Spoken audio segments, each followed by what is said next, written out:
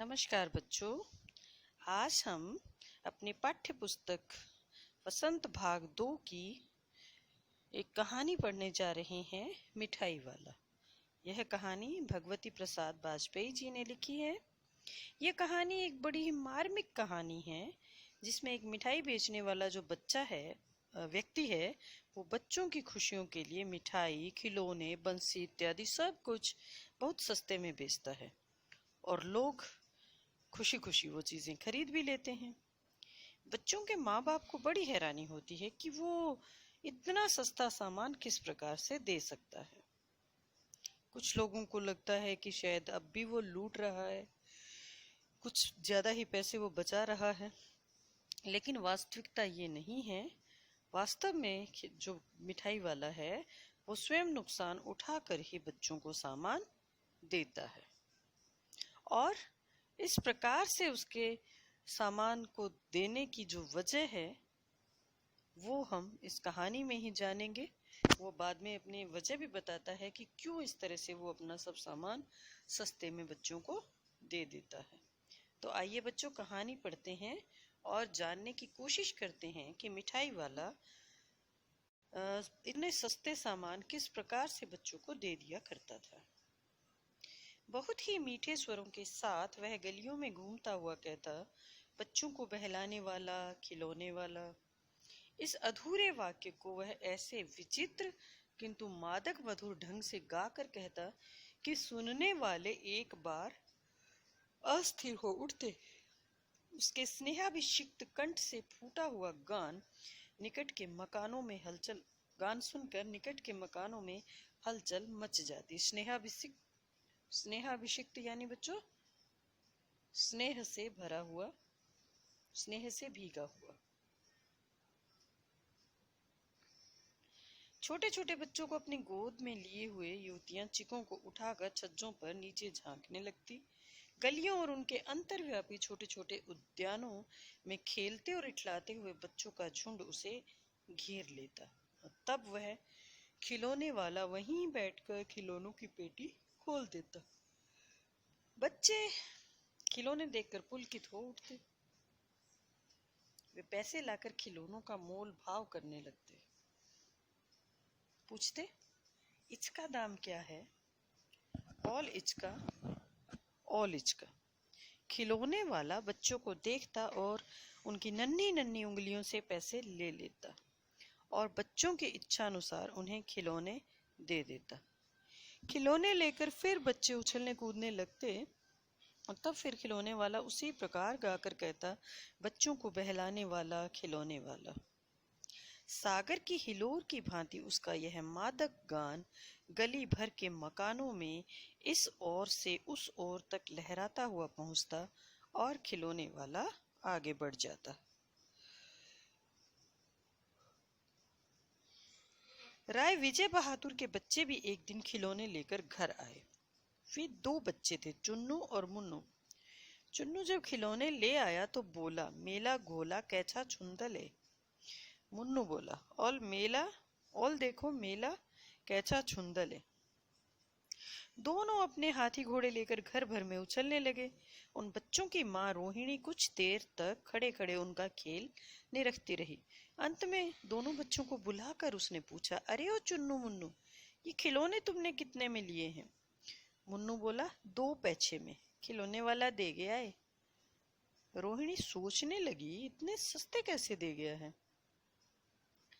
कैसे दे गया ये तो वही जाने, लेकिन दे तो गया ही है, इतना तो निश्चय है। एक जरा सी बात ठहरी, रोहिणी अपने काम में लग गई। फिर कभी उसे इस पर विचार करने की आवश्यकता भी भला क्यों पड़ती? 6 महीने बाद नगर भर में 2-4 दिनों से एक मुरली वाले के आने का समाचार फैल गया। लोग कहने लगे, भाई वाह, मुरली बजाने में तो वह एक ही उस्ताद है। मुरली बजाकर गाना सुनाकर वह मुरली बेचता भी है, सो भी 2-2 पैसे में। भला इसे क्या मिलता होगा, मेहनत भी तो ना आती होगी। एक व्यक्ति ने पूछ लिया, कैसा है वह मुरली वाला, मैंने तो उसे नहीं देखा। उत्तर मिला, उम्र तो उसकी अधिक ना होगी, यही 30-32 का होगा। दुबला पतला गोरा युवक है, बीकानेरी साफा बांधता है। वही तो नहीं जो पहले खिलौने बेचा करता था? क्या वह पहले खिलौने भी बेचा करता था? हाँ, जो आकार प्रकार तुमने बतलाया उसी प्रकार का वह भी था। तो वही होगा। पर भाई, वह एक उस्ताद। प्रतिदिन इसी प्रकार उस मुरली वाले की चर्चा होती। प्रतिदिन नगर की प्रत्येक गली में उसका मादक मृदुल स्वर सुनाई पड़ता। बच्चों को बहलाने वाला मुरलिया वाला। रोहिणी ने भी मुरली वाले का यह स्वर सुना। तुरंत ही उसे खिलौने वाले का स्मरण हो आया। उसने मन ही मन कहा, खिलौने वाला भी इसी तरह गा गा कर खिलौने बेचा करता था। रोहिणी उठकर अपने पति विजय बाबू के पास गई। जरा उस मुरली वाले को बुलाओ तो, चुन्नू मुन्नू के लिए ले लूं। क्या पता यह फिर इधर आए ना आए। वे भी जान पड़ता है पार्क में खेलने निकल गए हैं। विजय बाबू एक समाचार पत्र पढ़ रहे थे। उसी तरह उसे लिए हुए वे दरवाजे पर आकर मुरली वाले से बोले, क्यों भाई, किस तरह देते हो मुरली? किसी की टोपी गली में गिर पड़ी, किसी का जूता पार्क में छूट गया और किसी की सोथनी ही ढीली होकर लटक आई है। इस तरह दौड़ते हाँफते हुए बच्चों का झुंड आ पहुंचा। एक स्वर में सब बोल उठे, अम्बी लेंदे मुल्ली और अम्बी लेंदे मुल्ली। मुरली वाला हर्ष गदगद हो उठा। बोला, सबको देंगे भैया, लेकिन जरा रुको, ठहरो, एक एक को देने दो। अभी इतनी जल्दी हम कहीं लौट थोड़े जाएंगे। बेचने को तो आए ही हैं, और हैं भी इस समय मेरे पास एक दो नहीं, पूरी 57। हाँ बाबूजी, क्या पूछा था आपने? कितने में दी? दी तो वैसे 3-3 पैसे के हिसाब से हैं, पर आपको 2-2 पैसे में ही दे दूंगा। विजय बाबू भीतर बाहर दोनों रूपों में मुस्कुरा दिए। मन ही मन कहने लगे, कैसा है, देता तो सभी को इसी भाव से है, पर मुझ पर उल्टा एहसान लाद रहा है। फिर बोले, तुम लोगों के झूठ बोलने की आदत होती है। देते होंगे सभी को 2-2 पैसे में, पर एहसान का बोझा मेरे ही ऊपर लाद रहे हो। ये सही बात है बच्चों। अक्सर क्या होता है कि दुकानदार चाहे किसी भी भाव में चीज दे, हम लोगों को यही लगता है कि शायद वो हमें धोखा दे रहे हैं या वो हमें ठग रहे हैं। ये एक आम मानसिकता है जो हम लोगों की बनी हुई है। मुरली वाला एकदम अप्रतिभ हो उठा। बोला, आपको क्या पता बाबूजी, इसकी असली लागत क्या है? यह तो ग्राहकों का दस्तूर होता है कि दुकानदार चाहे हानि उठाकर चीज दे, लेकिन तब भी ग्राहक यही समझते हैं कि दुकानदार मुझे लूट रहा है। आप भला काहे को विश्वास करेंगे? लेकिन सच पूछिए तो बाबूजी, असली दाम 2 ही पैसा है। आप कहीं से भी ये 2 पैसे में मुरली नहीं पा सकते। मैंने तो पूरी 1000 बनवाई थी, तब मुझे इस भाव पड़ी है। विजय बाबू बोले, अच्छा, मुझे ज्यादा वक्त नहीं, जल्दी से 2 ठो निकाल दो। 2 मुरलियां लेकर विजय बाबू फिर मकान के भीतर पहुंच गए। मुरली वाला देर तक उन बच्चों के झुंड में मुरलियां बेचता रहा। उसके पास कई रंग की मुरलियां थी। बच्चे जो रंग पसंद करते, मुरली वाला उसी रंग की मुरली निकाल देता। यह बड़ी अच्छी मुरली है, तुम यही ले लो बाबू। राजा बाबू, तुम्हारे लायक तो बस ये है। हाँ भैये, तुमको वही देंगे, ये लो, तुमको वैसी ना चाहिए? यह नारंगी रंग की, अच्छा वही लो। ले आए पैसे? अच्छा ये लो, तुम्हारे लिए मैंने पहले से ही निकाल रखी थी। तुमको पैसे नहीं मिले? तुमने अम्मा से ठीक तरह से नहीं मांगे होंगे। धोती पकड़कर पैरों में लिपटकर अम्मा से पैसे मांगे जाते हैं बाबू। हाँ, फिर जाओ, अब की बार मिल जाएंगे। दुअन्नी है तो क्या हुआ, ये लो, पैसे वापस लो। ठीक हो गया ना हिसाब, मिल गए पैसे। देखा, मैंने तरकीब बताई। आज अच्छा, अब तो किसी को नहीं लेना है, सब ले चुके। तुम्हारी माँ के पास पैसे नहीं है? अच्छा, तुम भी ये लो। अच्छा, तो अब मैं चलता हूँ। इस तरह मुरली वाला फिर आगे बढ़ गया। आज अपने मकान में बैठी रोहिणी मुरली वाले की सारी बातें सुनती रही। आज भी उसने अनुभव किया, बच्चों के साथ इतने प्यार से बातें करने वाला फेरी वाला पहले कभी नहीं आया। फिर वह सौदा भी कैसा सस्ता बेचता है, भला आदमी जान पड़ता है। समय की बात है जो बेचारा इस तरह मारा मारा फिरता है, पेट जो ना कराए सो थोड़ा। उसी समय मुरली वाले का क्षीण स्वर दूसरी निकट की गली से सुनाई पड़ा, बच्चों को बहलाने वाला मुरलिया वाला। रोहिणी इसे सुनकर मन ही मन कहने लगी, और स्वर कैसा मीठा है इसका। बहुत दिनों तक रोहिणी को मुरली वाले का वह मीठा स्वर और उसकी बच्चों के प्रति वे स्नेह सिक्त बातें याद आती रहीं। स्मृति के महीने आए और चले गए, फिर मुरली वाला न आया। धीरे धीरे उसकी स्मृति भी क्षीण हो गई। 8 मास बाद सर्दी के दिन थे। रोहिणी स्नान करके मकान की छत पर चढ़कर आजानुलंबित केश राशि सुखा रही थी। उस समय नीचे की गली में सुनाई पड़ा, बच्चों को बहलाने वाला मिठाई वाला। मिठाई वाले का स्वर उसके लिए परिचित था।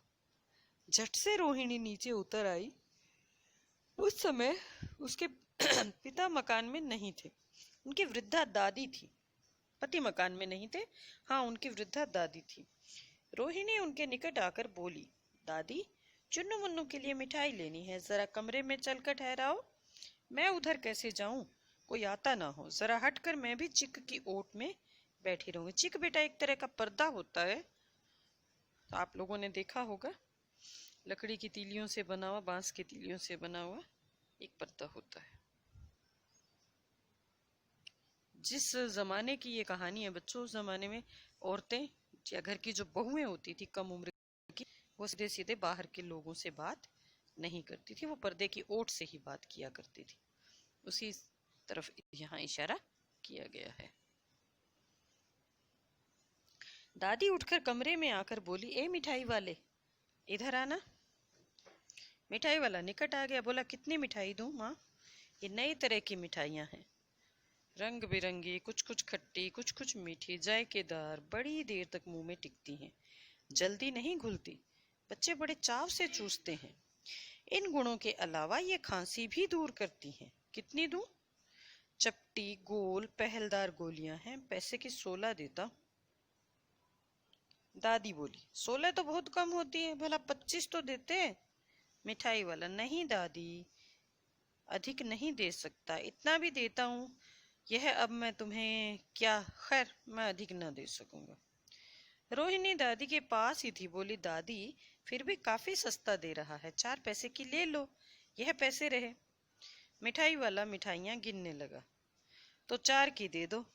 अच्छा 25 नहीं सही, 20 ही दे दो। अरे हाँ, मैं बूढ़ी हुई, मोल भाव मुझे ज्यादा करना आता भी नहीं। कहते हुए दादी के पोपले मुंह से जरा मुस्कुराहट फूट निकली। रोहिणी ने दादी से कहा, दादी इससे पूछो, तुम इस शहर में और कभी भी आए थे कि पहली ही बार आए हो?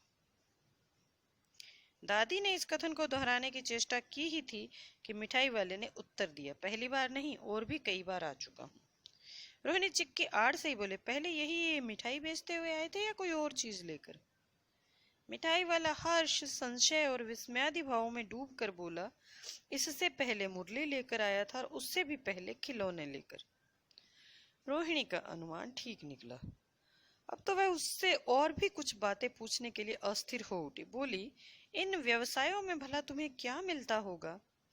वह बोला, मिलता भला क्या है, यही खाने भर को मिल जाता है, कभी नहीं भी मिलता है, पर हाँ संतोष, धीरज और कभी कभी असीम सुख जरूर मिलता है, और यही मैं चाहता भी हूँ।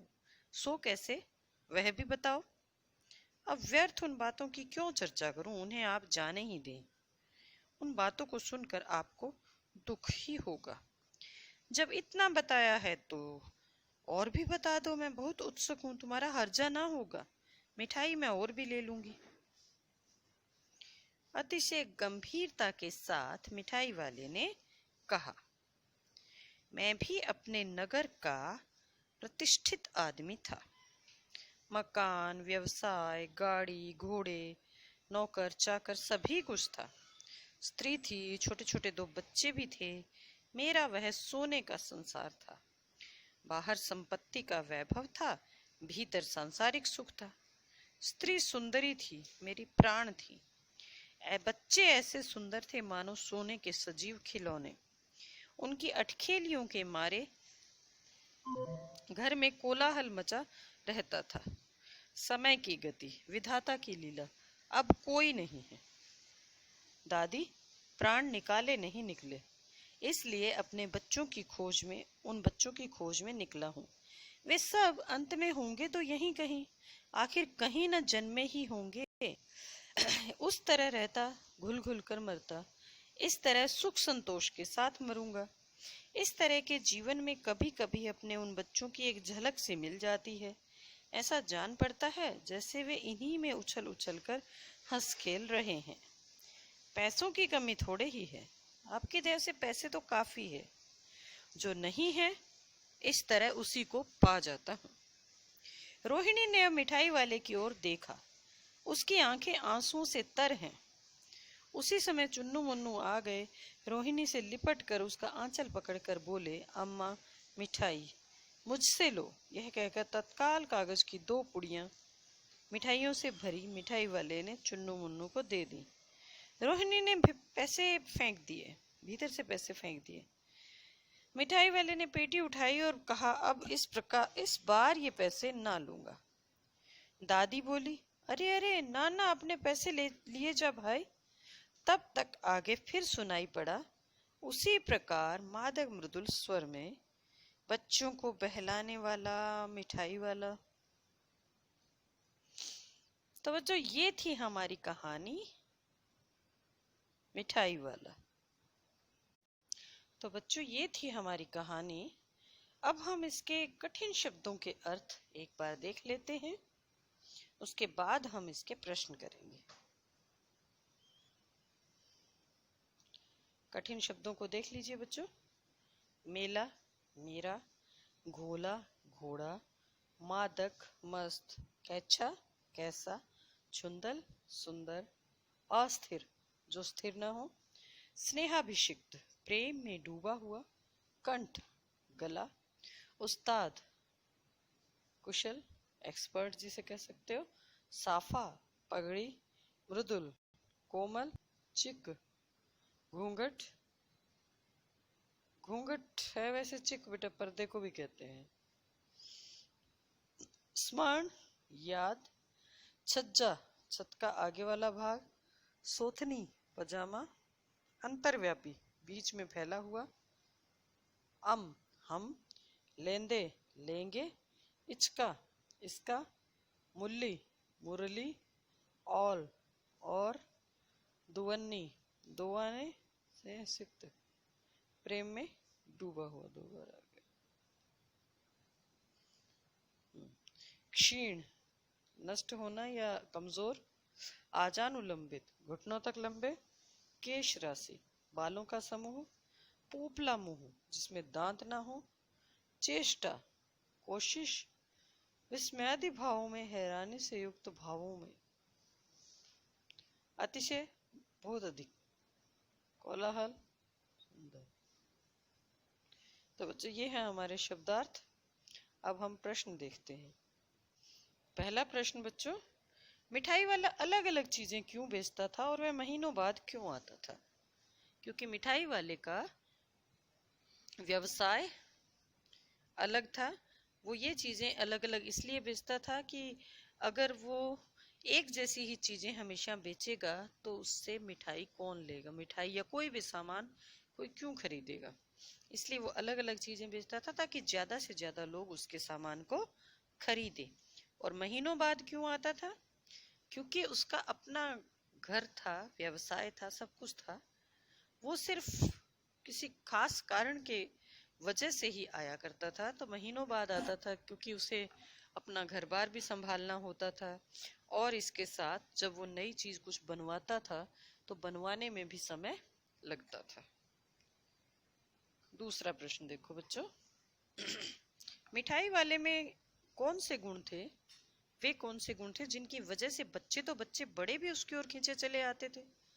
मिठाई वाला सबके साथ बहुत ही अच्छे ढंग से बात करता था।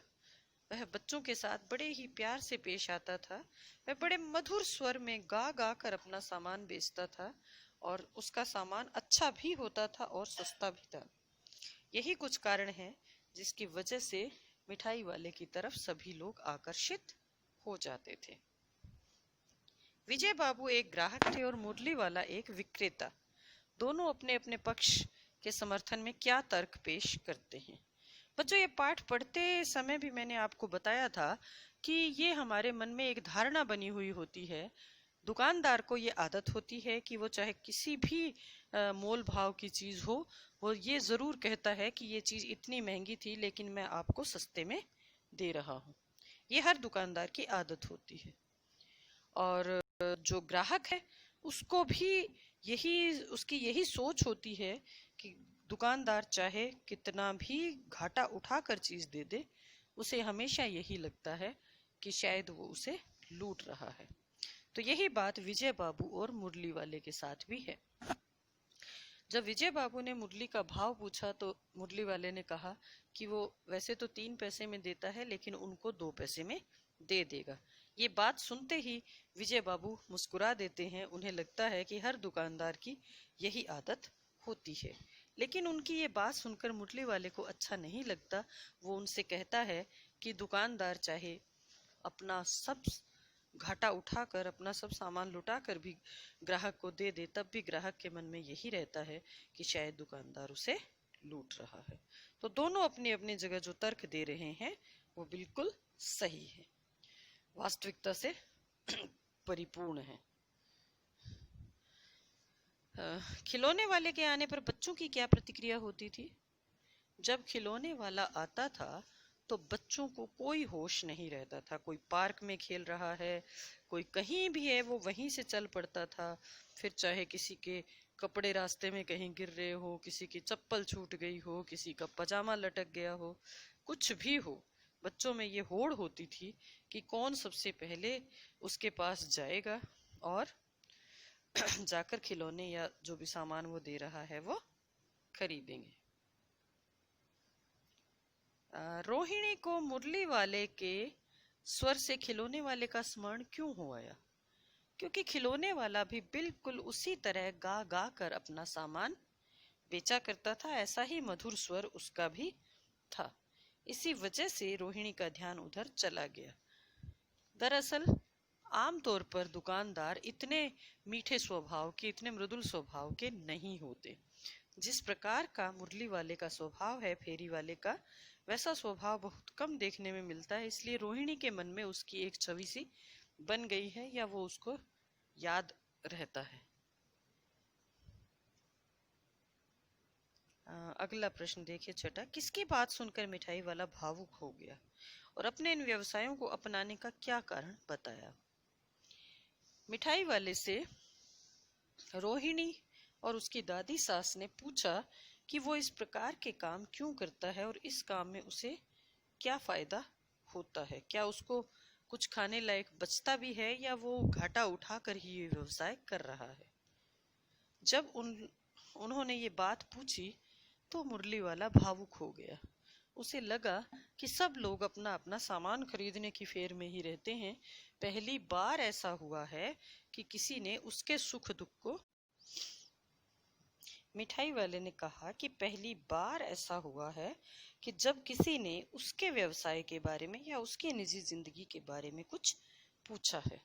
इसी वजह से वो भावुक हो गया था। उसने बताया कि उसका भी कभी भरा पूरा परिवार था, पत्नी, बच्चे, अच्छा व्यवसाय, सब कुछ था। वो अपने उस समय को तो सोने का संसार बोलता है, यानी सब प्रकार की सुख सुविधाएं उसके पास उस समय थी। लेकिन आज इस दुनिया में ना तो उसके बच्चे हैं और ना ही पत्नी है। वो कहता है कि इस प्रकार का जब मेरे जीवन में समय आया तो प्राण निकाले नहीं निकले, यानी वो चाह कर भी मर नहीं पाया। अब उसने खुद को खुश रखने का ये तरीका ढूंढ लिया है। वह तरह तरह की चीजें बनवा कर लाता है और बच्चों को देता है। ऐसे में इसी बहाने वो बच्चों के पास रह सकता है, बच्चों की नजदीकी महसूस करता है। उसे लगता है कि उसके बच्चे भी यहीं कहीं इन्हीं बच्चों के बीच पैदा हुए होंगे, वो भी यहीं कहीं हंस खेल रहे होंगे। बस इसी उम्मीद में वो ये कार्य करता है। वो कहता है कि जो व्यवसाय वो अब कर रहा है, ये जो सामान बेचता है, उसमें उसको कभी भी फायदा नहीं होता। या तो जितना खर्चा लगा उतना ही पूरा होता है, कई बार घाटा भी लग जाता है। लेकिन उसका कहना है कि उसे इस चीज की परवाह नहीं है, क्योंकि पैसे उसके पास बहुत है। जिस चीज की कमी उसके पास है, यानी उसके बच्चे उसके पास नहीं है, तो वो बच्चों के बीच रहने के लिए ही ये सब काम करता है। 7वां प्रश्न, अब इस बार ये पैसे ना लूंगा। कहानी के अंत में मिठाई वाले ने ऐसा क्यों कहा? क्योंकि पहली बार ऐसा कुछ हुआ था कि किसी ने उसकी निजी जिंदगी के विषय में पूछा था, उसके प्रति आत्मीयता दिखाई थी। इसीलिए मिठाई वाले ने ऐसा कहा कि इस बार वो पैसे नहीं लेगा, क्योंकि पहली बार किसी ने उसके प्रति इतना अच्छा व्यवहार किया है। अगला प्रश्न, इस कहानी में रोहिणी चिक के पीछे से बात करती है। क्या आज भी औरतें चिक के पीछे से बात करती हैं? बताइए। आप अपने घर का, अपने आसपास का माहौल देखकर ही ये बात बता सकते हैं। मेरा ये कहना है कि हाँ, आज भी लोग चिक के पीछे से बात करते हैं। हालांकि पहले जैसी पर्दा प्रथा नहीं रही है। आज महिलाएं, लड़कियां सब आगे आ रही हैं, वो पुरुष के बराबर काम भी कर रही हैं, तो ऐसे में पर्दा प्रथा पहले के जैसी तो नहीं रही है। लेकिन अब भी गांवों में हमें ये प्रथा देखने को मिल जाती है। हमारी राय में यह सही नहीं है। यदि करती हैं तो क्यों करती है? क्योंकि वो रीति रिवाज ऐसे हैं, उनकी वजह से वो उनका पालन करती है। और आपकी राय में क्या यह सही है? ये आपकी मर्जी है, राय आपकी पूछी जा रही है कि क्या लिखना है। लेकिन हाँ, मेरा ये मानना है कि ये सही नहीं है। स्त्रियों को इस तरह से पर्दे में नहीं रहना चाहिए, उनको खुलकर सामने आना चाहिए। अगला प्रश्न बेटा, कहानी से आगे मिठाई वाले के परिवार के साथ क्या हुआ होगा? सोचिए और इस आधार पर एक और कहानी बनाइए। या आप कल्पना कीजिए क्या हुआ होगा, क्यों उसका परिवार उससे बिछड़ गया। ये आप अपने मन से सोचेंगे और फिर एक कहानी बनाएंगे कि मिठाई वाले के साथ दरअसल क्या हुआ था। हाट, मेले, शादी आदि आयोजनों में कौन कौन सी चीजें आपको सबसे ज्यादा आकर्षित करती हैं? उनको सजाने बनाने में किनका हाथ होगा? ये बेटा आपको बताना है। आपको कौन सी चीजें सबसे ज्यादा आकर्षित करती है? और जो भी चीज आपको आकर्षित करती है, तो फिर उसका कारण आपको पता ही होगा कि क्यों आपको ये चीज पसंद है। तो उसी के आधार पर आप उत्तर लिखोगे। इस कहानी में मिठाई वाला दूसरों को प्यार और खुशी देकर अपना दुख कम करता है। इस मिजाज की और कविताएं, कहानियां ढूंढिए और पढ़िए। ये बेटा प्रोजेक्ट के लायक काम है, अभी रहने दो, इसको छोड़ दो। इसमें प्रोजेक्ट आप अच्छा सा बना सकते हो। कुछ ऐसी कहानियां या कविताएं आपको ढूंढनी है जो लोग अपने लिए नहीं, दूसरों के लिए जीते हैं, दूसरों को प्यार और खुशी देखकर जिनको संतुष्टि होती है। इस तरह की कोई कहानी आपको लिखनी है। अब देखते हैं बेटा अनुमान और कल्पना। आपकी गलियों में कई अजनबी फेरी वाले आते होंगे। आप उनके बारे में क्या क्या जानते हैं? अगली बार जब आपकी गली में कोई फेरी वाला आए तो उससे बातचीत कर जानने की कोशिश कीजिए। फेरी वाले बेटा बाहर तो खूब घूमते हैं, है ना। रेडी लेकर वो कोई सब्जी बेचने के लिए आता है, कोई चूड़ियां बेचने आता है, कोई आइसक्रीम वाला आता है, या और भी बहुत सारी चीजें बेचते हुए अक्सर लोग घूमते हैं। अपनी दुकान घुमा घुमा कर चलाते हैं। पता लगाने की कोशिश करनी है कि वो जो काम कर रहे हैं उनमें कितना कितना फायदा है और कितना नुकसान है।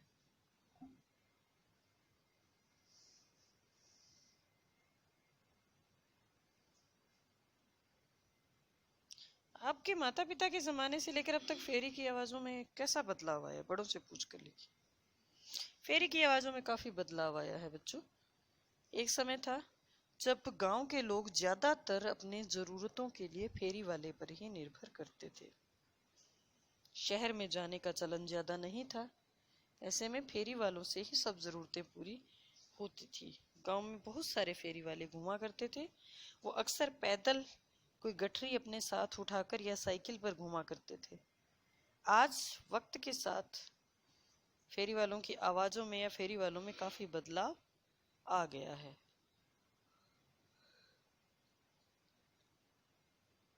जो फेरी वाले आते भी हैं उनका भी जो स्तर है वो काफी ऊंचा हो गया है। वो लोग कार या ट्रक और ट्रैक्टर और ये सब सामान लेकर आते हैं। इन साधनों से वो लोग आते हैं। क्या आपको लगता है वक्त के साथ फेरी के स्वर कम हुए हैं? कारण लिखिए। जी हाँ, बिल्कुल। वक्त के साथ फेरी वालों के स्वर कम हुए हैं। दो वजह है इसकी। एक तो यातायात के साधनों का इतना ज्यादा चलन हो गया है कि जो लोग हैं वो स्वयं शहर तक जाने में कोई आलस नहीं करते। सबके पास अपने साधन हैं, वो अपने साधन से जाते हैं। दूसरा, लोगों की जो परचेजिंग पावर है या कुछ सामान खरीदने की जो ताकत है वो बढ़ी है। तो इस वजह से लोगों का जो स्तर है वह भी बढ़ गया है। उन्हें लगता है कि फेरी वालों के पास जो सामान है वो ज़्यादा अच्छे स्तर का नहीं होता। वो लोग बड़ी बड़ी दुकानों से या शोरूम से सामान खरीदना पसंद करते हैं। और कई बार हम सुनते हैं कि फेरी वालों के नाम पे फेरी वाला बनकर और कई तरह के अपराधों को अंजाम ये लोग दे देते हैं। कोई दो चार ऐसे होते हैं तो उसके चक्कर में लोग फिर किसी पर भी विश्वास करना छोड़ देते हैं। एक ये वजह भी हो सकती है। अब है बेटा भाषा की बात। भाषा की बात का पहला प्रश्न देखिए। मिठाई वाला, बोलने वाली गुड़िया। ऊपर वाला शब्द का प्रयोग हुआ है। अब आपको बताना है कि वाला से पहले आने वाला शब्द संज्ञा, सर्वनाम, विशेषण आदि में से क्या है? मिठाई वाला। मिठाई क्या है बच्चों? मिठाई संज्ञा है, भाववाचक संज्ञा। मीठा या सामान है, संज्ञा हो गई। मिठाई वाला, तो पहला जो शब्द है वो संज्ञा है। दूसरा, बोलने वाली गुड़िया। वाला से पहले आने वाला शब्द जो है बोलना, बोलना क्रिया है बेटा। और ऊपर वाले वाक्यांशों में उनका क्या प्रयोग है? मिठाई वाला किसी व्यक्ति विशेष के लिए कहा गया है। और बोलने वाली गुड़िया में जो बोलने वाली है ये गुड़िया की विशेषता बता रही है। बोलने वाली शब्द जो है वो गुड़िया की विशेषता बता रहा है। दूसरा प्रश्न देखिए। अच्छा, मुझे ज्यादा वक्त नहीं, जल्दी से दो ठो निकाल दो। उपर्युक्त वाक्य में दो ठो में ठो के प्रयोग की ओर ध्यान दीजिए। पूर्वी उत्तर प्रदेश और बिहार की भाषाओं में इस शब्द का प्रयोग संख्यावाची शब्द के साथ होता है। जैसे भोजपुरी में एक ठो लइका, चार ठे आलू, तीन ठे बटुली। ऐसे शब्दों का प्रयोग भारत की कई अन्य भाषाओं बोलियों में भी होता है। कक्षा में पता कीजिए कि किस किस की भाषा बोली में ऐसा है। इस पर सामूहिक बातचीत कीजिए। कई भाषाओं में है बच्चों। अपनी अपनी भाषा के बारे में आप स्वयं अच्छे से जानते हैं। आप घर में भी बातचीत करिए कि आपके यहाँ जो संख्यावाची शब्द बोले जाते हैं उनके साथ हम क्या शब्द लगाते हैं। जैसे इसमें एक ठो लइका और चार ठे आलू, ठो शब्द का एक अदद या एक संख्या के रूप में प्रयोग हुआ है। तो उसी तरह से आपकी भाषा में क्या कहते हैं। जैसे हरियाणवी की अगर बात करें तो वो क लगाते हैं, एक लगाते हैं, क नहीं, चार एक आलू दे दो, 5-7 एक मिनट की बात है, इस तरह से बोलते हैं। पंजाबी में एक की जगह इक हो जाता है ना, दो एक चीज़ें हैं, या इस तरह से करके। तो उसी तरह से आपकी भाषा में संख्यावाची शब्दों के साथ क्या लगाते हैं ये आप पूछकर लिखेंगे। अब तीसरा प्रश्न देखिए बच्चों। वे भी जान पड़ता है पार्क में खेलने निकल गए हैं। क्यों भाई, किस तरह देते हो मुरली? दादी चुन्नू मुन्नू के लिए मिठाई लेनी है, जरा कमरे में चलकर ठहराओ। भाषा के ये प्रयोग आजकल पढ़ने सुनने में नहीं आते। आप ये बातें कैसे कहोगे? बेटा भाषा बदलती रहती है समय के साथ, तो अगर हम अपनी भाषा में यही बात कहेंगे तो कैसे कहेंगे? देखिए, वे भी जान पड़ता है पार्क में खेलने निकल गए हैं, वे भी लगता है पार्क में खेलने निकल गए हैं, हम इस तरह से बोलेंगे। क्यों भाई, किस तरह देते हो मुरली? क्यों भाई, क्या भाव देते हो मुरली? दादी चुन्नू मुन्नू के लिए मिठाई लेनी है, जरा कमरे में चलकर ठहराओ। दादी चुन्नू मुन्नू के लिए मिठाई लेनी है, जरा कमरे में बिठाओ। इसको हम इस तरह से कह सकते हैं।